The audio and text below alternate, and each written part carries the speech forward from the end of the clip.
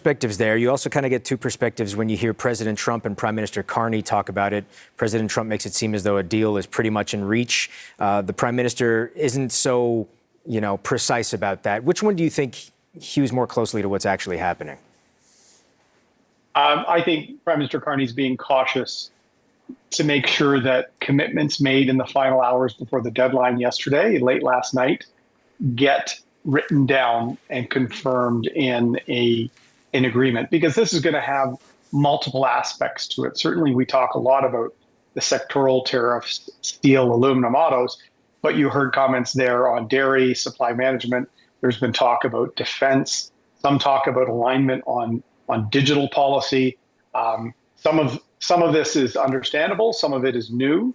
So I do think the Prime Minister will want to get all of that down in writing, in black and white, get alignment from the premiers, and then probably tell Canadians about it. And I'm optimistic. I always thought this would come down to the final few hours. That's usually when parties will finally show you their last negotiating position. And so we needed to push as much as possible on the sectoral tariffs and prevent the new 338 tariffs, while also safeguarding a whole range of interests. So it was tough negotiation, so I'm optimistic we will get a good deal.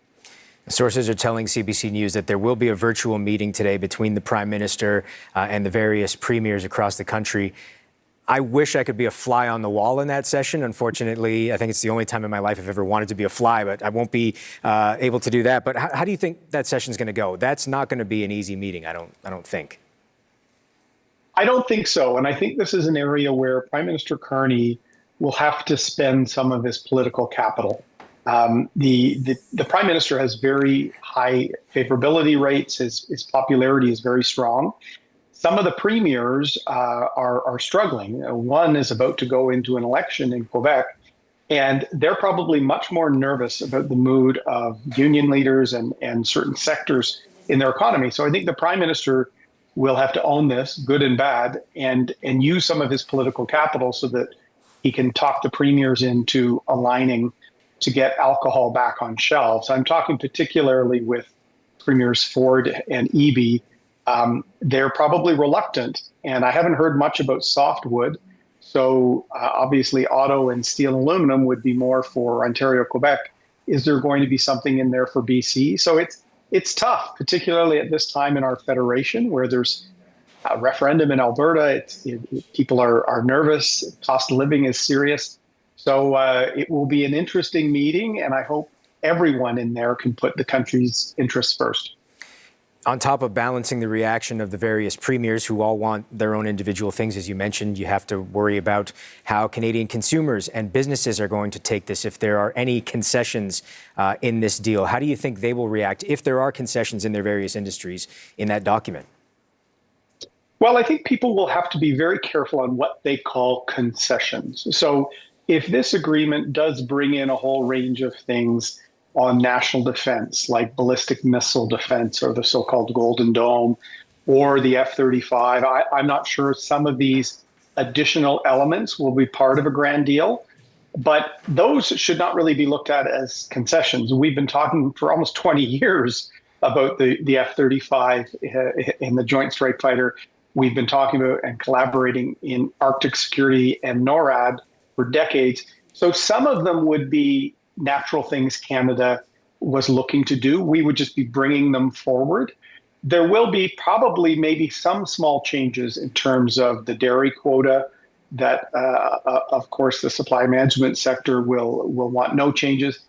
Auto and auto assembly, they wanted no tariffs whatsoever on autos and steel, aluminum. I'm not sure we're ever going to be able to get that. President Trump has a antiquated view of tariffs, to be honest, but he's very resolute on having some degree of tariffs. So I think getting them down is a win. Eliminating them entirely is probably impossible under this president. So I think everyone will have to put a bit of water in their wine, Mark, to see that overall we need certainty. We need the tariffs dropped as much as possible. And we certainly don't need the 338 tariffs, the threat of about 28 billion more of our exports being tariffed. So it's like spinning plates. There's a lot of sectors at play right now. I also wanted to ask you about, and it seems to be that President Trump's the only one really directly addressing it today, but he brought up the, I guess, resurrection, if you will, of the Keystone XL pipeline. Is that something in your involvement with the panel that you've heard discussed? Because to me, it kind of caught me off guard.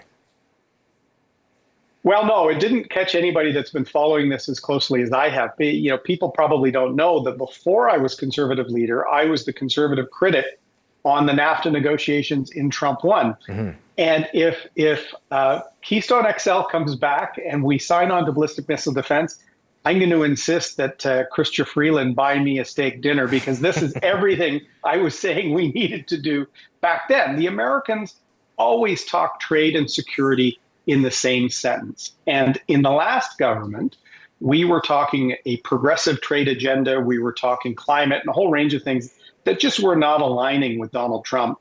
And we were being seen as a bit of a weak player in both NATO and NORAD. And NORAD is North American security. The Arctic, the opening up of the Northwest Passage, the Americans walked away from their traditional respect for the Northwest Passage and courtesy to Canada on our sovereignty. So we have to get back to all of those things. So Keystone and energy security, I think, will be a good thing if it's in it, because the biggest thing North America has to maintain is energy security and food security. That's almost even more important than physical security, because probably no one's coming to invade anytime soon. But we need food security. We need energy security. We've seen Europe and the war in Ukraine cause energy insecurity. So why would we not add that to NORAD and help the U.S. both on oil and gas, but also on critical minerals, uranium, or nuclear generation? So I'm hoping we can see some smart strategic play that's not only good for Canadian jobs and royalties and exports, but if it can help us lock in a better deal on 232 tariffs with the Trump administration, then it's a win-win. All right, Mr. O'Toole, and just one last quick question for you. I'm starting to run out of time, but I wanted to ask you, because I'm curious, where does this leave CUSMA? Are we going into a situation where we have separate bilateral agreements across the continent now, or is CUSMA still very much a thing? CUSMA is still a thing. Remember, in the first administration, President Trump said it was the best trade deal ever. And now he clearly doesn't feel that way. But I think the intention of going into this round of negotiation was to reach a deal to avoid the 338s, the new tariffs that the president was threatening, fix 232s and what's called the sectoral tariffs that were hurting our auto parts and other parts of our manufacturing and aluminum industries. And then the third part of it was to set a roadmap, not just to review CUSMA once a year for the next 16 years. If the Americans want to fix certain elements, let's do that in a collaborative way, not through trade wars and new tariffs, but by bringing tariffs down, seeking new alignment, and hopefully tweaking an agreement that is one that really works for both Canadian workers and American workers. Erin O'Toole joining me from Toronto. Thank you very much, Erin. Appreciate your insight. Thank you.